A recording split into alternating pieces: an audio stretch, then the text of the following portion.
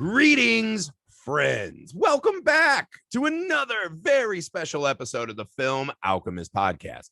I'm your host, Josh Griffey, here with a brief little bit of business before today's very exciting guest episode. All right, guys, it's happened. It's official now. The Film Alchemist is on Patreon. We have begun the process of building a community over there. We would love for you guys to come. We have multiple tiers. So for as little money as you can or as much as you want, hell, we're not going to turn you away. If you got a bunch of money you just need to give to someone, we're there too. But whatever you feel comfortable donating, we would love to have you guys join us over there. We're going to have so much fun stuff to help build this community. Also, you can hand select episodes that you want us to cover. You can take more ownership of the content over there. And me and Alex are going to bust our asses to make sure that every dollar that you spend over there is well worth it. So we have tons of fun stuff over there. It's going to be a great time. So you can find our Patreon. We're Film Alchemist. It's also on all of our social accounts. You can find the link there to come join us. We appreciate so much what you guys do for us. We cannot wait to take it to the next level. If you could take a second right now and also leave us a rating and review of 5-star, a couple sentences about why you like us, that's a great way for us to fight the algorithmic overlords. Get that boulder off the arms and ascend, on the floodwaters to the podcast promised land, as it were. You can also subscribe to our YouTube channel, Film Alchemist. You can email the show, filmalchemistpod@gmail.com. You can find us on all the social media you're on. These are all great ways to get a hold of us and let us know the movies you want us to cover, be they new, old, themes, guest, host, whatever. If you want to hear about it, let us know, guys. I promise, even if I haven't been able to get back to you or we haven't been able to record the episode, I promise I have it on my master list. Or again, go to Patreon, force our hands. That's the easiest way to guarantee you get your episode now. All right, guys, that's enough business. Today, I'm so excited to discuss 127 Hours, starring James Franco, directed by Danny Boyle. Now, this film was selected by our new friend, Lucy Buglass. She is a Tomato Meter approved critic. She's a writer. You can find her writings at lucygoestohollywood.com. And now she's even a podcaster. She has a podcast called TV Time, which is delightful. I'll have all the information in the show notes and details. So make sure you find Lucy, show her some love, follow her. You're going to want to. So I've been a fan of her for a while. So I asked if she'd come on the pod, and she selected this movie that I remember being very heavy and oppressive. And I don't know if it was just good company or I saw something new in the film that I hadn't seen before, but it's actually a much more optimistic movie than I remember. Don't get me wrong. It is crushingly brutal at times. But, I think, again, having Lucy along, stuck in the canyon with me, she was so much more than we expected. She is charm personified. Her insights into the film, her passion for this film were really fun to get a dive into. But again, she was just charming. I can't say enough good things about Lucy, and we can't thank her enough for fitting us into her busy schedule and coming to talk about this absolutely awesome movie. So without further ado, 127 Hours with our new friend, Lucy Buglass. Enjoy!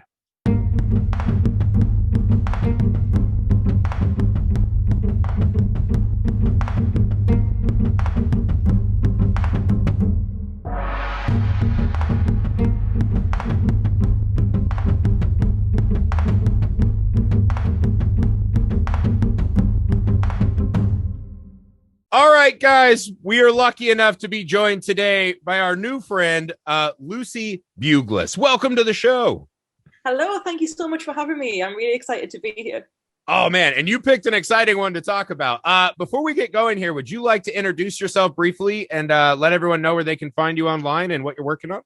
Sure, yeah. So my name is Lucy Buglass. I am a Rotten Tomatoes approved critic. I have my own blog. It's lucygoestohollywood.com. And I also write a bunch of other things on Jump Cut Online, and I do a lot of genre stuff. I like horror, so I'm on places like Love Horror, Ghouls Magazine, that kind of thing. And I've also started a podcast in lockdown hey! called TV Time, where I drink tea and talk about TV with people. What a great idea! Thank you. It's been lovely because it's kind of what we do in lockdown anyway. So it's been nice just getting people sort of, getting people out to talk about their favorite TV shows. It's a really nice experience because I've discovered shows I didn't even know existed, and that's really nice. Yeah, right. I had a guy on recently who did Mystery Science Theater 3000. I didn't even know what that was. Oh, really? Yeah, and then now I'm hooked on it. So Yeah. yeah, that's basically what I do. I'm just a writer and a podcaster, basically. Yeah. Well, awesome. Okay, so today we invited you on because I found you via Twitter and I loved all your stuff. And so we asked you to come. You were nice enough to come. And so would you like to tell everyone the movie you selected today and why this movie? Sure. So I have chosen 127 Hours by Danny Boyle. I chose this because, number one, I'm a massive Danny Boyle fan. I love his other projects like Shallow Grave and Trainspotting and things like that. And this really had an impact on me when I first saw it, because I saw like the trailers and it was kind of, it really just punches you immediately because it's a tale of real life survival. And I was a big fan of films like Touching the Void and that kind of thing. And I was kind of like, oh, cool. So that this guy was stuck in a canyon. Okay, I want to learn more. And then I was mostly kind of captivated by just how good James Franco is in this. Because we've seen him in like more comedic roles. Obviously, he's very sort of, he's a bit of a joker.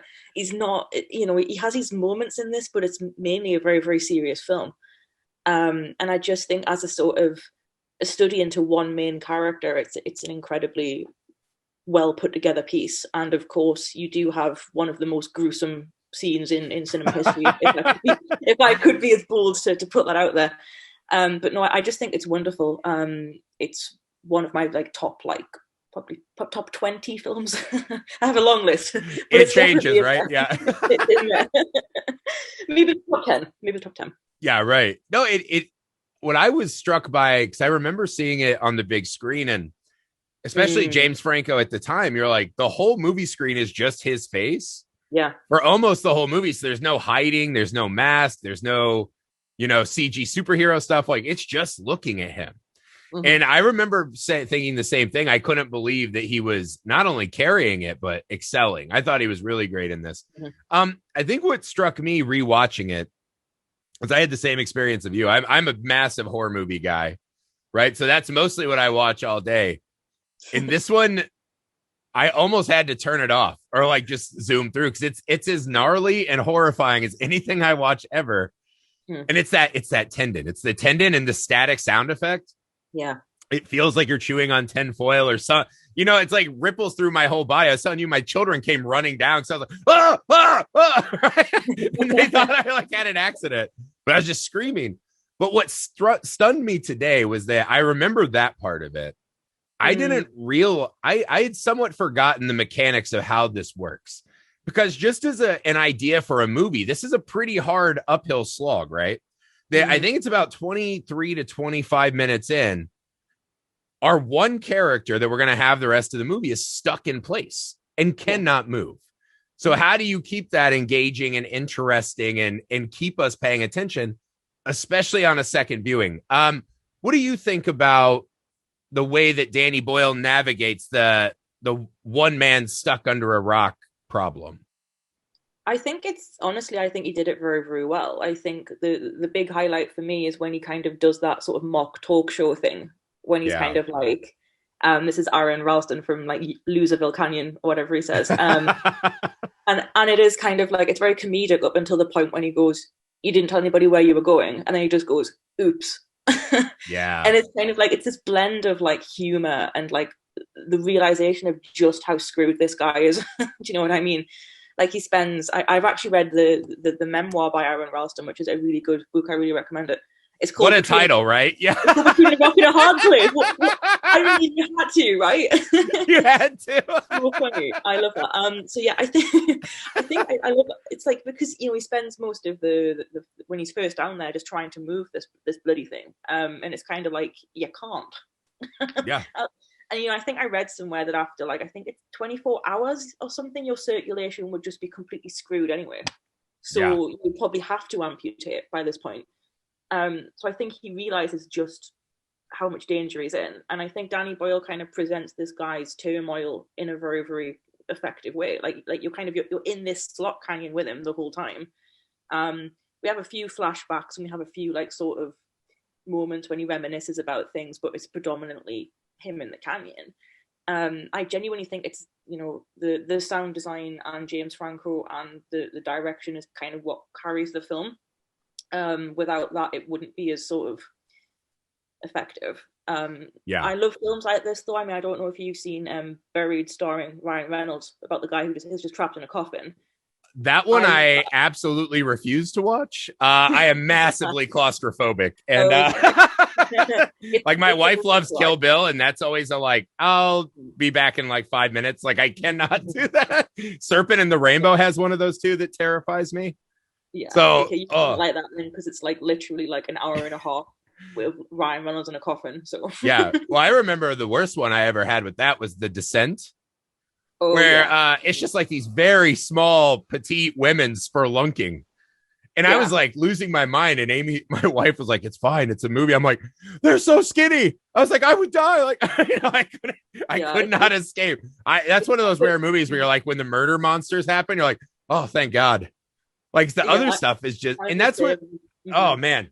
I think the movie does a great job of that, though, because I think you hit it really well with Danny Boyle. What he does is it's kind of a twofold attack, which is, for being a movie about a guy stuck under a rock, the camera is moving constantly, right? So it's a lot of edits. So, because I was kind of struck by the start of the movie is constantly James Franco running, right? We start with this montage of like our fast-paced lives. And even when he meets the girls, bye, and he runs away like a cartoon character, he explodes out of his truck and on the bike. He's always moving at full speed. And when he's stuck, there's this really weird like minute or two where we're just frozen. And the gravity of it is kind of settling in on him. But then after that, we go back to these close-ups where we're just cutting and cutting and cutting. And he mixes that with this kind of theater of the mind to where it still has this real, I was amazed at how fast-paced he manages to make this movie. Yeah, I agree. And there's a lot of, like I say, sort of hallucination scenes. Like there's one where he hallucinates at the canyon floods, and that somehow saves him. And there's things like that, and it's kind of, at this point the man's delirious, though, when you think about it. Like he's ran out of resources, he's drinking his own urine, he's malnourished. His mind's going to strange places, and I think it's, I think we kind of witness this man's horrible decline in sanity until he has to make that horrible decision to cut his arm off. And I think what I thought was interesting about that particular scene was not only is the amputation scene brutal, it's the breaking of the bone that's also brutal. Because, and that noise, it's so loud. Oh God. No, but the sound design, you're right, because I remember in the theater it's like echoing, and it was so devastating to watch. God, yeah, see, I'm getting sweats again thinking about it. But I think that's because I don't know, I'm sure everyone who watched this movie, you ask yourself, like, do I have that in me? And I told my wife, I was like, no. I was like, if anything, I would take that knife and just jab it into my neck and be done. Like, I mean, that's how I feel personally, because like just watching him, and I had forgotten too. So not only does he saw his arm off, and it's insane, but there's never that euphoric moment, right? Because the movie is so affecting, and it feels like you're being crushed under the movie as well, right? When he pulls his arm free, I was expecting a moment of euphoric release, like, finally, right? Like an itch of the scratch kind of thing. That wasn't it at all. I forgot he then had to climb down another cliff. And I was like, what is going on? Yeah. I don't know. Do you think you have it in you, Lucy? Would you escape that canyon? Jesus Christ. I have a very, very low pain tolerance. Same. Like I literally, like I scratch myself and I'm like, oh, it really hurts. So, like, I don't know what I would do, to be honest with you. See, I kind of felt like him when he put his shoulder on it. He gave it like the 2 or 3 good old college tries. And I'd be like, well, that's it. I'm dead. Like I've done all I can do here. Yeah, no, I'm with you. I think you have that wonderful moment, and I'm just going to bang on about how great James Franco is, honestly, in this. That moment when he does break the bone, and he just kind of like scream, like laughs. It's that kind of like weird, like adrenaline, because at this point there's no going back because he's just done it. Yeah, I mean, what did you make of the laugh? Because I had forgotten about, but that really struck me as well. It's just pure hysteria, isn't it? And just pure adrenaline. But it plays really scary. Like when I watched it, I felt unsafe, right? And this is for a guy who's already like dying and drinking urine, like you said. But it really is a wildly uncomfortable moment, you know? And just the way also he's not screaming and wailing the whole time he's doing it. No. It's, I don't know, because it felt like that was the final, like the snapping was him coming back to reality in a way. Yeah. If that makes it. Yeah, I don't know. That scene really got me. The smile tipped it over. I think you're right. Yeah, it's just, it kind of presents this guy as like sort of real will to live. And he realizes that he's got a lot to live for, despite, because he, you know, it's one of those films that kind of presents a lot of like a moral kind of, you know, reflection on like how he's behaved, and yeah, you know, he hasn't, you know, kept in touch with his family, and he hasn't let people know where he's going, and you know, it kind of, it's all, he sees it as some sort of like learning curve and some sort of like karma almost, you know, that he's in that situation. I think he says something in the film along the lines of, "This boulder's been waiting for me my whole life," or something. Yeah, I love that part. That weird moment of, yeah, like, it was like self-reflection. And it's really, really poignant. And you also have that brilliant moment at the very beginning of the film where you see him rummaging in the cupboard and he forgets his Swiss Army knife, which would have been much easier than the knife he did actually end up with, the crappy like multi-tool one. Yeah. And there's just lots of hints throughout to kind of this guy's state of mind and his kind of blasé-ness up until the point when he's like, "I've really messed up here, haven't I?" Yeah. And you stand there and you're like, "Oh my God, what have I done?" You know, it's brilliant the way that it's paced and the way that it kind of shows this guy's mental state. Yeah. Well, what really struck me this time was him being stuck under that rock is kind of the concept he's selling everyone on, right? Yeah. Because I had actually forgotten about the camera motif, right? That he has this video camera to record himself. Mm-hmm. And so the start of the film was strange compared to how I remembered it. Because I was like, so he's out here to be on his own, to escape this clustering, bustling metropolis life, right? But I was like, he's still filming it all himself, right? So even if he doesn't have someone with him, there's a narcissism and a, hey, look at me, I'm different, I'm better, I'm separate. There's something strange about the camera this time. And even when he meets the girls, right, it's the same thing. Like, I know there's the way the tour guide says, and then there's the way I can show you, the cool way, right? When they go swim in the lagoon. And it gets to this, he loves it out here so much. But by taking all that video and being a tour guide, he would also be bringing people out. So I think there's this journey of him. He wants it to be about him, the American Superman, as he calls himself or whatnot. Yeah. But when he hits that rock, you're like, that's what he's supposed to be out here doing, right? This is a man who is completely brought still and just forced to sit amongst nature and ponder, right? So it's almost this weird wish fulfillment, right? Like the rock has been waiting on him. The way he rubs it on the way down and almost pulls it down, it's like rubbing a lamp. And in a weird, dark way, he got what he wished for, right? Exactly. Yeah, I think, you know, he's very open in the book as well about the fact that this was kind of, he spent basically all of this time reflecting. And I suppose you would, wouldn't you? Because what else have you got to do? You do like 5 hours of screaming and cursing, and then you got to think about something. Yeah, and you just be like, I'd probably be like, why has this happened to me? Come on, like, you know, like I'm the kind of person though that always tells people where I'm going. Like I'm just, it's just drilled into me. Yeah. So I can't relate to Aaron at all as a character. I'm not that spontaneous. I'm not a thrill seeker. I'm not, you know, I wouldn't just bugger off and not tell anybody where I've gone. So you're not one of those, as the girls call him. Right? No, exactly. I'm not a thrill seeker at all. No, and it's funny too, because I kept thinking, I was like, where's the thrill, right? Like it doesn't seem as thrilling. I like the concept of the peace, right? Like the going out in peace. Like when I used to live in California, we would go to Joshua Tree. And it's kind of desert like that, but you would just go out there to partake in substances, right? And you would have those moments where you're under the stars and you're like by a cactus, you, oh God, what? Like, so you feel so isolated and pulled from civilization. I get all that. I don't feel like that's what Aaron was doing there, right? And I think this is what I think is funny too, because I was thinking about the movie again as I was watching it and why Danny Boyle was such a great choice. I feel like there's a version of this movie where they just focus so much on the meat of Aaron, right? Yeah. Where it's, his body's smashed and he's got to break a bone and cut an arm off. That was such a small part of this film, right? What Danny Boyle gets at so well is while this man is stuck and it's hard to watch and this and that, we're really going through his soul, right? This is kind of a Christmas Carol in a way, where it's this man who is forced to sit. And like he said, right, he's always been running towards his boulder. He has to sit and, we ponder his ex-girlfriend, the way he treats his parents, that moment with him and his dad that may have set him on this path. And did he really learn? So I think that focusing on the soul of Aaron is what really makes this movie so much better and more watchable than just a normal survival movie.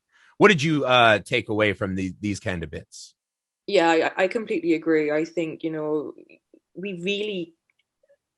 we have really strong feelings towards Aaron. I think at first we're kind of like, oh, this guy's a bit of a jerk, to be honest. This guy's a bit of a narcissist. You do think that about him because he's kind of he's showing off with the women that he meets, and he's just sort of trying to be the big guy and whatever. But then the canyon and the boulder kind of reminds him of his mortality and the fact that he's not invincible, and the fact that he will die one day. And I think that terrifies him because he realizes that he's kind of got all these estranged relationships that he needs to fix. And yeah, it's a big kind of tipping point for both the audience and for Aaron, because we ultimately just feel sorry for him. You have a lot of flashbacks when he's kind of, I think that's he was playing the piano at some point. There's like moments with his like family, and he hallucinates about his own son as well, like future son that doesn't even exist. And the kind of if he died there and then he wouldn't be able to have a family. It's intense. You go on this really, really intense psychological journey with him. And it does it well, given the fact that it's such a complex kind of situation in such a small space of time. Because, the film, it's not like massively long, but we go through a lot in the time that we are there. Yeah. Yeah. Well, that's the thing too, is the audience, you're so desperate to get out from under that rock. You are. Yeah. I don't think you could make this be a 2.5 hour long movie, right? People wouldn't sit with you. Some of the things he did that struck me, right, was the first night when he gets his little loop so he can kind of take the weight off of his feet. Yeah. And Aaron has this like, oh, that's nice. Or when he gets the sun on his foot for the first time. And there's a euphoric happy moment. So there are all these moments where we see him failing, right? And every time he hits that dull blade on the rock to chip it, and it's kind of like the Titanic, right? When you see that movie, where it's going. And so it's where can you still get those emotions along the way, right? On this inevitable journey. And every time he chips the knife, you're like, oh, it's going to be harder in the end, and it hurts. But then when he, it's raining or it's cold and he makes his little blanket and he's like, oh, that's not bad. There are all these small moments of victory for him that really make us feel, right? Like, oh, good for him. Like he made it another minute. So that when those inevitable rougher things happen, I think we have enough stomach to get through it, right? Because if you don't care at all about Aaron, I would have just run out of the theater, honestly, because it is horrifying to watch. Yeah, it's interesting. I have a question for you, actually. I know you said that you're a horror fan too. Yes. There's quite a lot of gore in horror. Do you think in this particular instance it bothered you more because it really happened, as opposed to like fictional kind of gore? Do you think that had an impact on how you viewed it? Yeah, I think it's not only, I mean, definitely for sure, right? Like if you watch something like, let's say, Nightmare on Elm Street, right? Yeah. There's a level of fantasy that I can put between myself and that, right? Or if I watch Friday the 13th, you're like, I don't go to camp. I'm not going to get killed by Jason. Or live in Manhattan. I'll be fine, right? And so you can space yourself out. The horror gore that really bothered me is something like a Hostel, right? Where it's another person inflicting this just cruel, and it feels real, and it feels like something that could happen. This one's extra scary because it feels like nature is taking back from him. Yeah. Right. Like, and the fact that he has to do it to himself, which then makes us, the audience, say, could I do that? Would I want to race back to my children? Or would I say, hey, this is too hard. Daddy's out. So it's not only the pain, but it's all the subconscious questions you have to ask. Like right before he falls, there are these great close-ups, right? As he's running through that tight canyon where he's dragging that arm along the smooth rocks of the canyon. And it's another, like you said, of the Swiss Army, it's this foreshadowing of he has this kind of intimate relationship. He feels like the master of this place. And it's yeah, I don't know. I think this is way worse to me than almost every horror movie I've ever seen, right? Like I remember being in the theater and seeing Human Centipede and being like, well, that's yeah, right. I was just like, this will be a great thing for me and my wife to do. And it was not. Yeah. But you see that and you leave the theater and you're like, well, that's it. That's got to be the bar, right? Like it's not going to be weirder or worse than that. And something like this comes along in a non-horror movie and it flattens you, you know? And I think, again, I go back to it's that goddamn sound effect. It's that staticky sound effect with the tendon and he does it like 4 times. I remembered it once. It's like 4 times. And that part absolutely just made me want to like jump out of my room. It's like the video game Operation, isn't it? You know, when you hit the side thing, it screeches at you. That little bastard, like that. Yeah. And you're like, fuck, like, yeah. And it's like, even when he just prods it and then he kind of winces, even that gets me. And I'm like, oh. And then when he actually rips it out, I'm like, oh God, it's bad. Oh. You think someone did this. Oh, yeah. I'd forgotten the scene where he tries to cut his arm off before, where he starts playing with the tourniquet and he's just letting us know the knife's not sharp enough. Yeah. Just dragging it across his skin. And I think that's the thing I was impressed with, right? Because this was the second time I'd seen it now. And so I just kept wondering in my head, like, this can't work a second time, right? Once you've been through it, this movie cannot possibly work. And it does, because I think it's those foreshadowing moments, right? Where the way that he pulls us up and yanks us down emotionally will always work for me. Like, here's a moment I had forgotten that fucking floored me. I forgot when he was about to jerk off. Oh, yeah. I was like screaming at my teeth, what are you doing? You're like, I guess it's understandable. You've been through a lot. Yeah, it's like, you can't lose fluids. What are you doing? This is creepy. You know what I mean? Like, it's just this insane headspace. And I think that's what it does. You're always in this fucking mad headspace. You cannot ever get your feet on the ground. Yeah, and I think it's funny that you mentioned that particular scene, because as funny as it is, and it's kind of played for like laughs a little bit, like it kind of shows you just, you know, like it was such a humiliating moment for him, and we kind of see him in his most like tragic moments when he can't even do that. Yeah. Without it risking his life. And it's just, you know, all these decisions that he makes, and, you know, drinking his own urine and stuff, it's just so uncomfortable for us as viewers to watch, because you're like, oh, you know, but it was a necessity for him. Yeah. And yeah, it's just all these little details and all the things that he tries to do. I'm happy that they were included, because it kind of shows how human he is. Despite the fact that he comes off as a bit of a prick. Yeah, and that's the tightrope you have to walk, right? Is even if he seems like a prick, we have to be really rooted with him so that we can suffer that, you know, 2 to 3 minutes of the movie. Like, one of the scenes that I was really struck by how much it meant to me was when he's filming himself. And I think it's the first time he's starting to realize, like, oh shit, like, I'm probably not getting out of here. Is when he flips the viewfinder away. And he's like, it's freaking me out to see myself. Because it's right at that pivot point of the movie where now he's not like taking pictures like, hey, I'm cool guy out. You know, where are you? That rise and grind shit that I hate, right? When people #rise and grind, it's like, shut up. Let me sleep. Right? They're just like braggadocious about it. Now he's not doing that. He's stuck and he's scared, and he sees fear and human on his face. He's not this American superhero anymore. And he turns the camera because he still wants to record and say something and have a connection, but he can't stand to see his true self. And I was like, that scene perfectly captures what I think this movie does so brilliantly. Yeah, no, I love the fact you pointed that out, because it's a really good observation. Like, the fact he can't even stand the sight of himself at this point. And it's kind of, like I say, it's a lot of harsh self-reflection. Yeah. And I suppose if you were down there, you know, you would change physically quite a lot. You would look like shit, wouldn't you? Yeah. You haven't eaten, you haven't slept, you haven't done anything that you normally would do. You're drinking your own urine. You're not going to look good.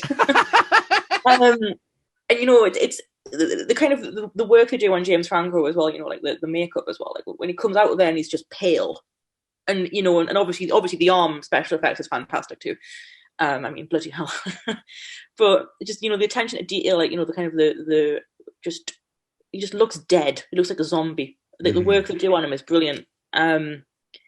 Yeah, I really really can't fault this film in terms of the way it's being put together. Especially all the effects and the practical effects. Not even just the graphic stuff, but just the little intimate details of Aaron's like sort of like dark circles and stuff. Like it's really well done. And he just looks completely defeated. Yes. No, and I think it's just this constant humbling, like you're saying, but I think something Danny Boyle does really well too is I think his style works exceptionally well for this, right? Those extreme close-ups, right? Like when he stabs himself and we go in and see the knife hit the bone. Yeah. Right. Or when one of them I really loved is when we go inside the camera and we're watching Aaron from inside the camera, right? It's these little tiny escapes from us so that we're not suffering as much as Aaron, right? We're pulled out of that cavern for a second, even if we're like the magic school bus, right? Where it's like you shrink down, you're in a bloodstream or you're in a camera, but you're just pulled out for just a second so that when you come back, the weight of that resettles on you. So I think it's this constant roller coaster ride for a movie that is begging for stillness. And I think that is so just insanely well done. Like the one that him watching himself lose it and start to scream, right? When he's like, help, help, help. Yeah. And then he rewinds it on the camera to watch it again. And he just is like, don't lose it. In a moment that's pretty fucking understandable why he's screaming and losing it, right? But he sees it not as like, I was trying to get help, but look at how pathetic that is. I think he's more mad that he had to see himself asking for help. Exactly. And it's crazy. That's a horrifying thought. And that's a big part of like his overall problems, though. He doesn't want help. He doesn't want, to kind of leave a note or leave a voicemail. He doesn't like, I'll just be independent. I'll screw it. And it's like, no, that's not how life works. You need somebody. You need, for reasons like this, people need to be aware of what you're up to. And it was, I'm glad you mentioned this sort of like almost taking us away from the situation, because there's bits with like his camelback when he's like drinking water and stuff where we go inside the camelback as well to sort of show just how little water is left. And it's a really effective use of, we're getting less and less water at this point. Or the one where the urine is slowly creeping towards us and you're like, no! Danny Boyle loves his gross close-ups. Yes, I wouldn't say this is as gross as Train Spotting, but yeah, this one, it works really well. It's not as visceral. What did you walk me through a little bit what you took away from his reliving of his relationship? Because I thought this was fascinating in that it didn't feel, I don't know, I don't want to say it didn't feel earnest, right? But it felt like a relationship that was somewhat doomed. Yeah. But he was now relitigating it and living through it as if it was his reason to live. What did you make of this bit of the movie? It's an interesting scene, isn't it? Because it's very different in tone to the rest of it. Like you say, it's exceptionally bleak. Yeah. I don't know, like, I don't really like to criticize just for the sake of it, but I'm not sure if I would have put that in, like if it was my film. Yeah.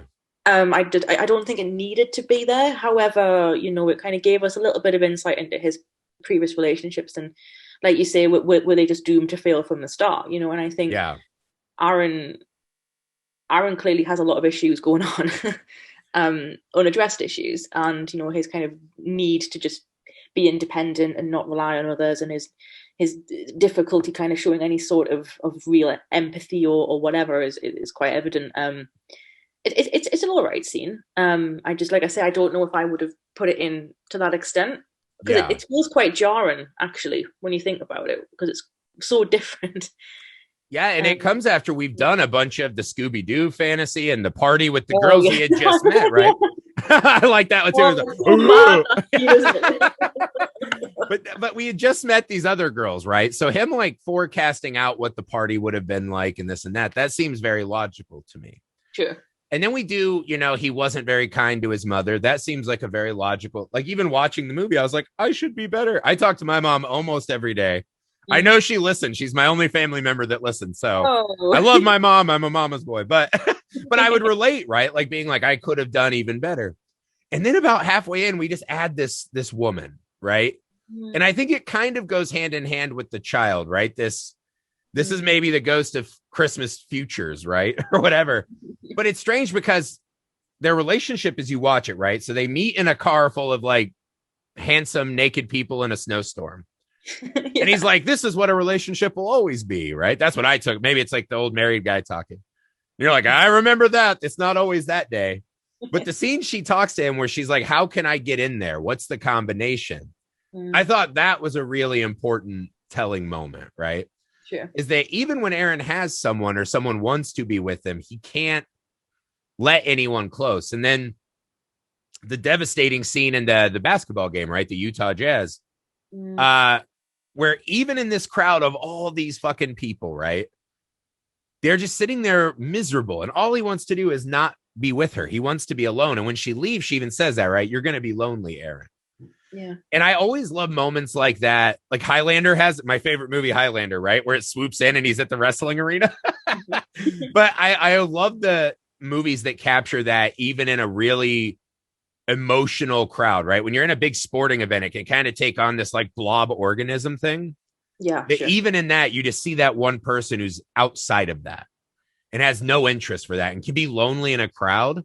I thought that was a really cool scene. I'm with you. I don't know if it was the most pointed way to get this through about Aaron, but it does culminate in he runs up to her apartment after the rainstorm dream, I believe, right? Yeah. And he's trying to talk to her in this rushed way and no words come out. And she slowly just closes the door in his face.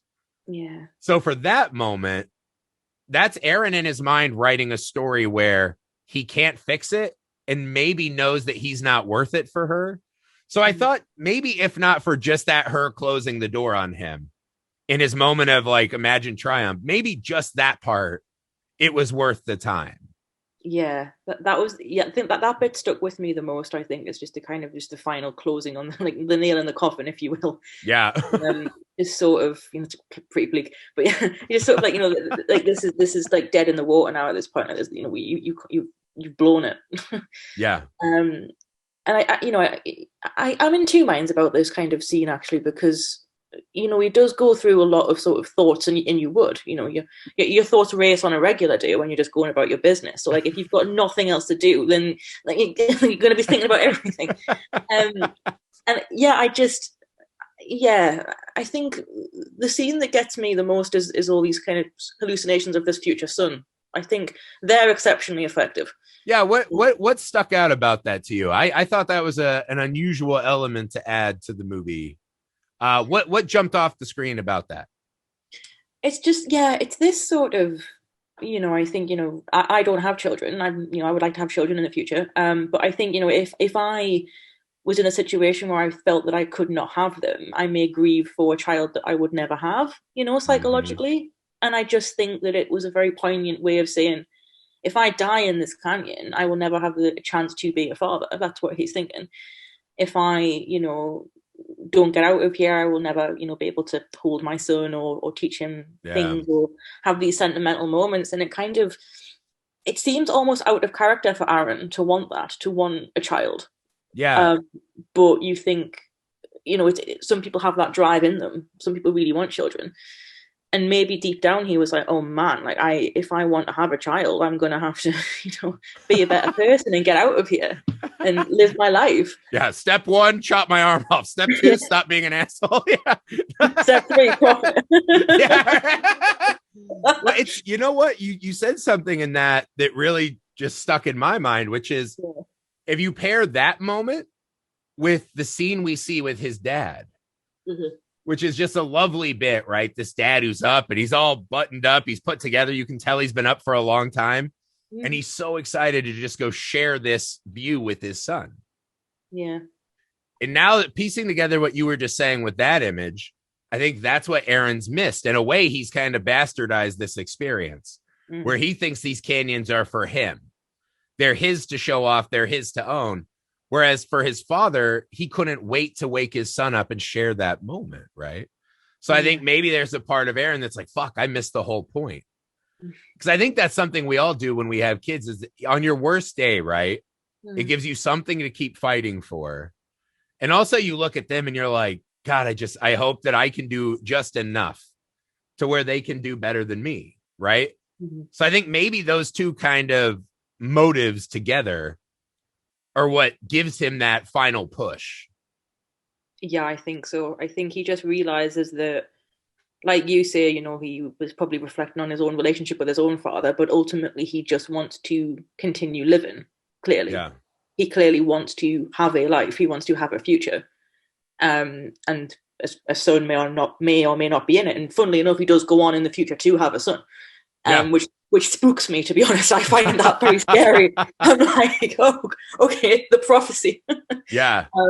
You know, it's sweet, but also quite creepy. The fact that he did have a little boy. I think we all do that though, as parents, when you start because you see those like blurry, you know, I forget what they're called now, where they put the gel on the tummy and you see them. Oh God, I can't believe it. Ultrasounds, yeah. And you're like, oh my God, all I think about is horror movies, right? When I see ultrasounds.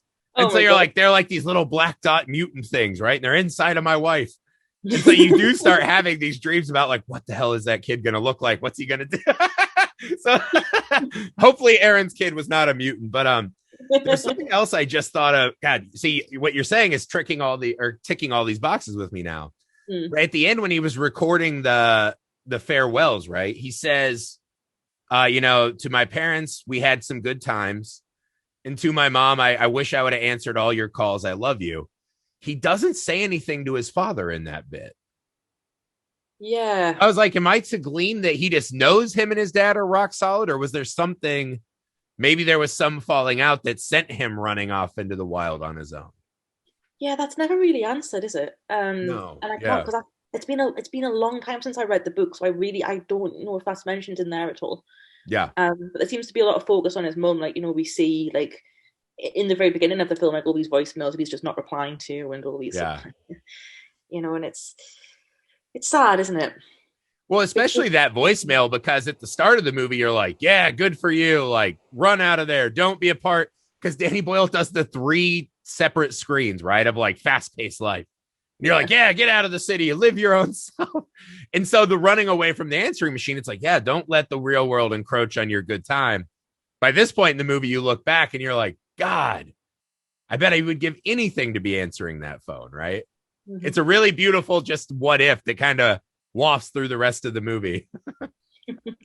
Literally. Yeah. It's it's what kind of proves that Aaron is such a complicated character too, right? Because like you say, part of you is like, yeah, Aaron, live your life, and part of you is like, Aaron, just talk to your family, for God's sake. Yeah, like, fucking talk to your mom, Aaron. Well, I think what's really cool too is that Aaron seems like the least complicated character, right? Yeah. He seems like this completely easy to read, you know, guy who is all about himself, whatever. Mm-hmm. I think what the movie shows us by the end is that even a character that seems completely readable and 2-dimensional at the start has these depths in them that we all do. If we can sit quietly enough, and where I guess it's brave enough to go that deep. I guess he doesn't have a choice per se. But how many of us really ever stop in our day and are like, I'm going to really examine my bullshit and see if I'm, you know, being honest and doing better. And I think Aaron becomes this more nuanced character by the end that I would not have imagined at the start of the film.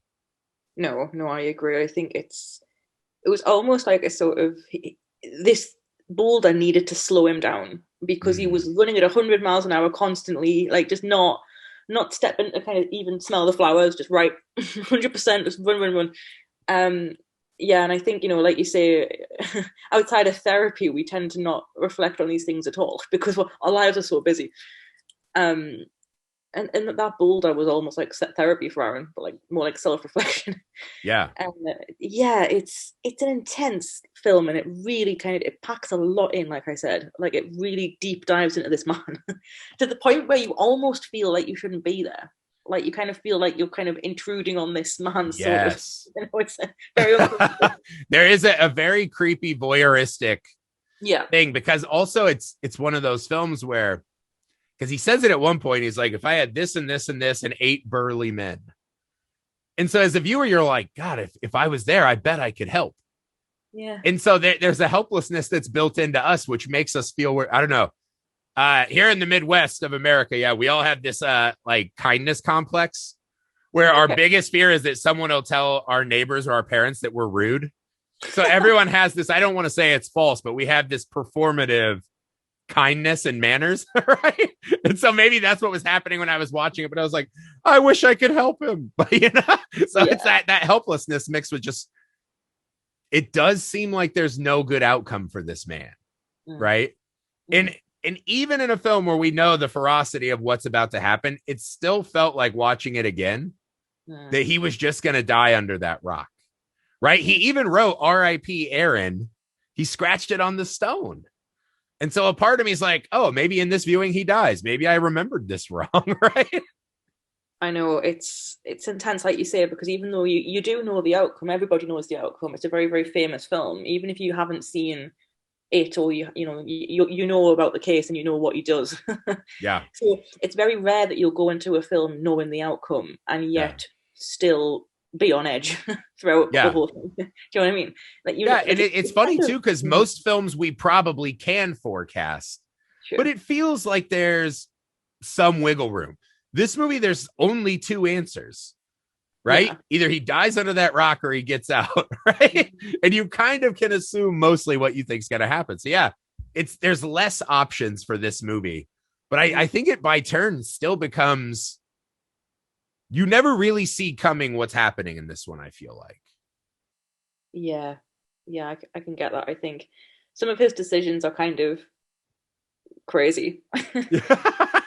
When he like stabs himself in the arm, like you mentioned earlier, he just fucking just rams it in there, and you're like, what are you doing? Like, it's mental. Oh, like, and then he drinks the blood too. I had forgotten about that. It just shows you this kind of ravenous nature man he's becoming. Yeah, he's so desperate at this point. Yeah. Man.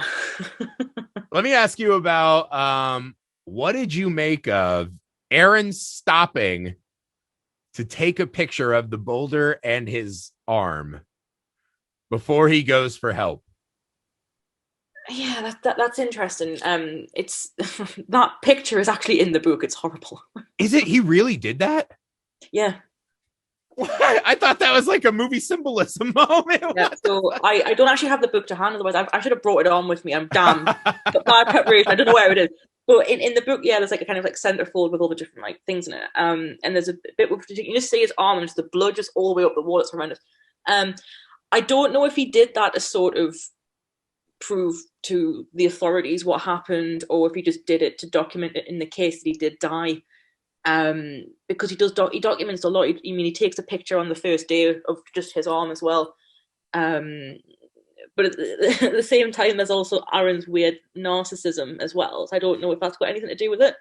Yeah, he's like, this will look good in my publisher submission. Yeah, no, seriously, all the pictures you see in the film, they're in the book. Yeah, that's crazy. I know.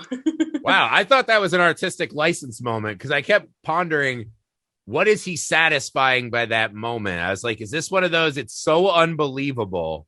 And you keep saying it, by this point, he has to be somewhat delirious. Oh, sure. That maybe it's just is this shit real moment? Like, I didn't know, but I thought it was one of those moments that, especially after what we just witnessed, I was surprised by how stunned I was by that moment. Yeah, you would like to think it's the last thing you would do. Yeah, like, go get help. Out of here through this. Yeah. But even him running, because that was as he's running and then climbing, I kept being like, careful. And you're like, there's no way it'll be worse than what we just saw. Like, relax, it's over. That's it. And yeah, I mean, those hikers that found him, I mean, Jesus. Could you imagine? Yeah, you're just like, hey, son, let's go for a walk. Oh, God. There's a one arm. Oh, no. Yeah, like, Christ. It's and he just kind of stumbles, and he's like, I think he has like, is it his camelback he uses as like a yeah, he wraps it up in like a grocery bag, and then he has like a canvas bag he puts over it. Yeah. Thank God. So you don't see it like, yeah.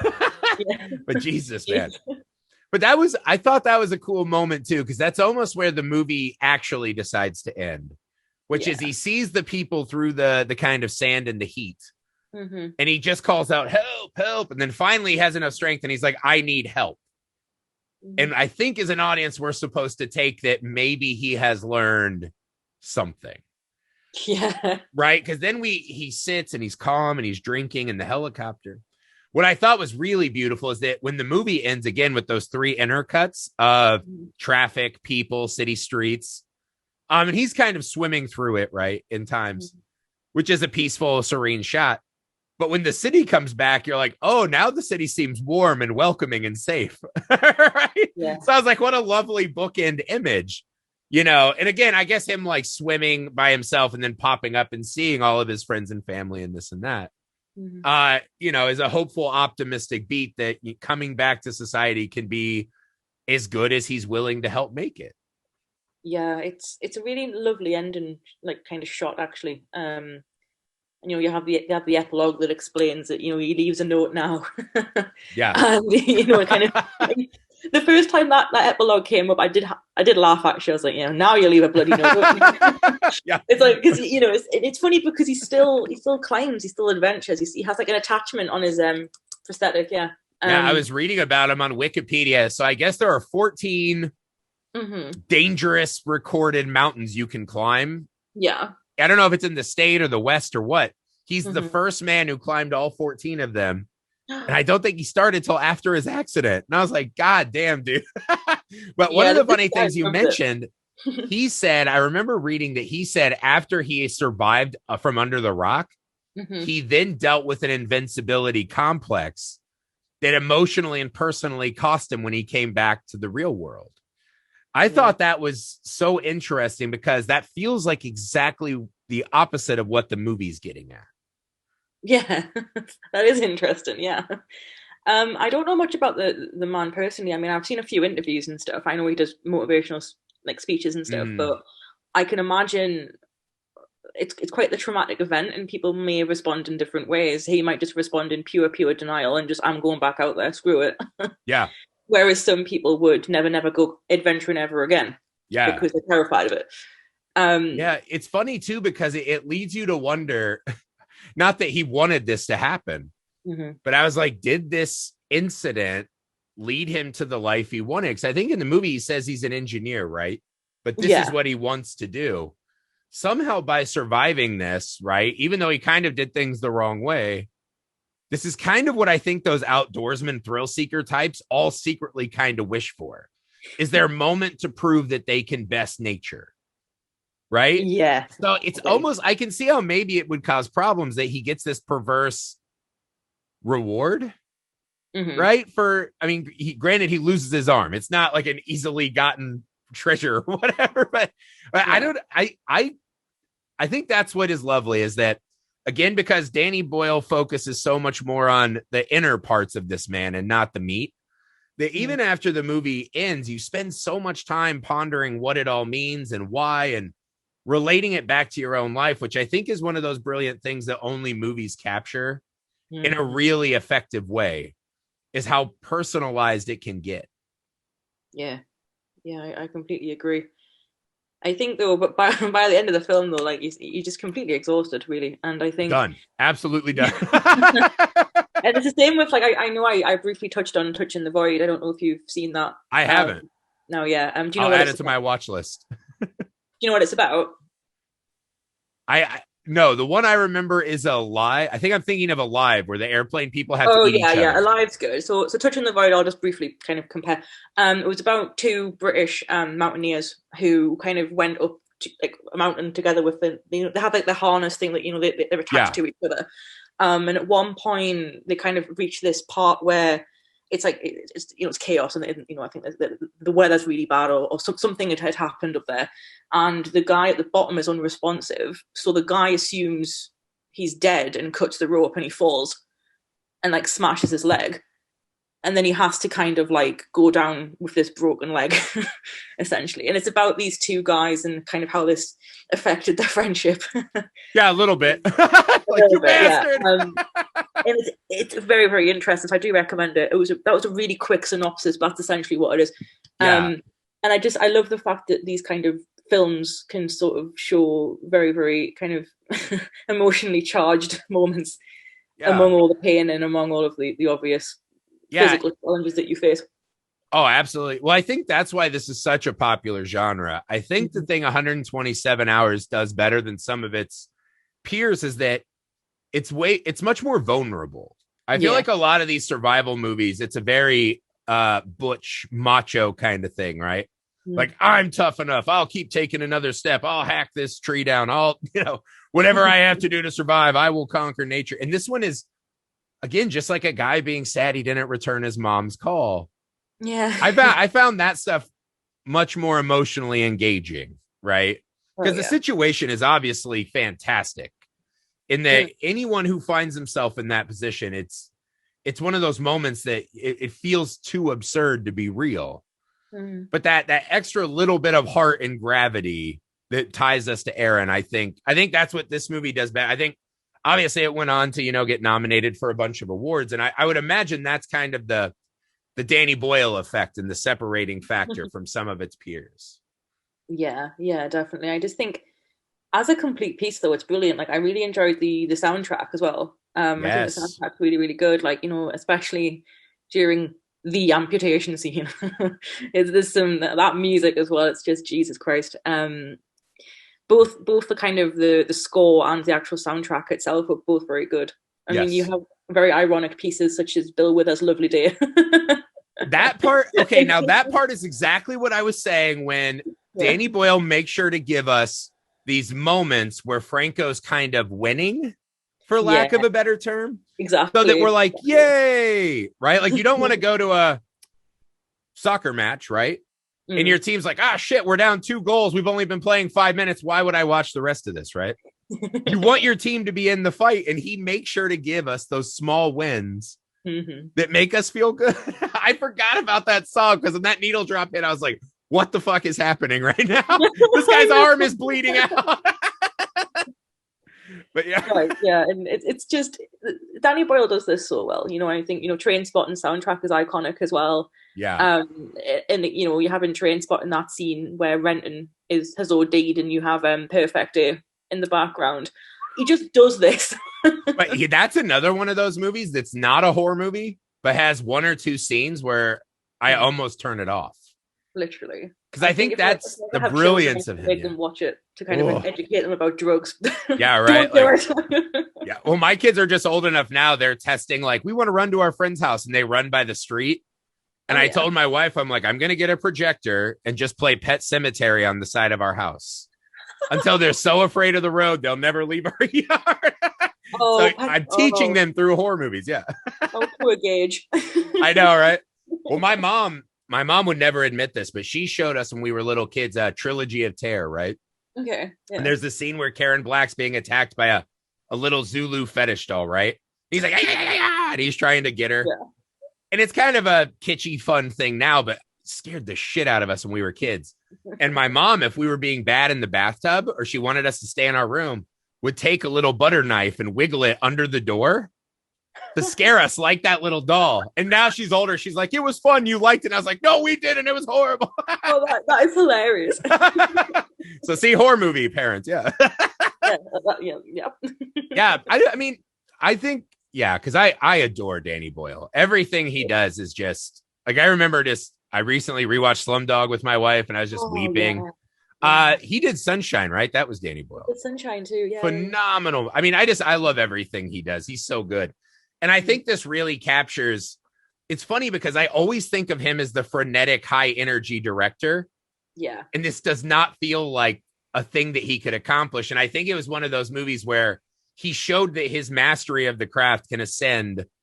He doesn't need the drugs and the dancing and all that stuff. He can just sit you down anywhere and give you that same vibe. So if you had to give a final pitch, why 127 hours, right? If you had to give like a quick elevator pitch, why should someone spend the time if they've made it this far and haven't watched it yet? Why 127? Yeah, right. Yeah, no, I mean, so I would honestly say, like, first and foremost, if you do want to see James Franco in a non-comedic role, absolutely, really, really good standalone performance. If you want to break from an ensemble cast, you want to see an individual, 100% watch that. Then he does a great job. I would also say that just the emotional journey you will go on when you watch this film. I've never seen anything like it. It's unmatched. It's better than anything I've seen in terms of like just pure emotional turmoil. Yeah. And if you're a bit of a gore hound, you're really going to like the application scene too. Let's not pretend otherwise. Yes. Like in terms of special effects, it's up there. Yeah. So if you want to see some really horrible gore, then yeah. Yeah, strengthen your stomach. Be ready when you turn this one on. It will catch you off guard. Thank you so much for joining us today, Lucy. This was a great movie. I was so excited to rewatch it. I pulled a lot more about it, and I feel like I liked it a lot more watching it a second time because I saw the beauty within the film more than just remembering the bad stuff. Would you like to one more time tell everyone where they can find all your work? Yeah, of course. So I have my website, which is lucygoestohollywood.com. I'm also on Twitter at LGTHblog, or you can follow my TV Time podcast, which is TV Time Pod. That's where you can find me. Awesome. Well, it's been a delight. Open invitation anytime you want to come back and talk movies. Oh, thank you. I would love that. Yeah. Yes. Well, thank you so much for making the time. Everyone will be back. The pod joins the band this month. We have a lot more movies that involve forming a band, which we all love. So stay tuned. Many more guests to come. Again, thank you, Lucy. We will see you guys all very soon. Bye.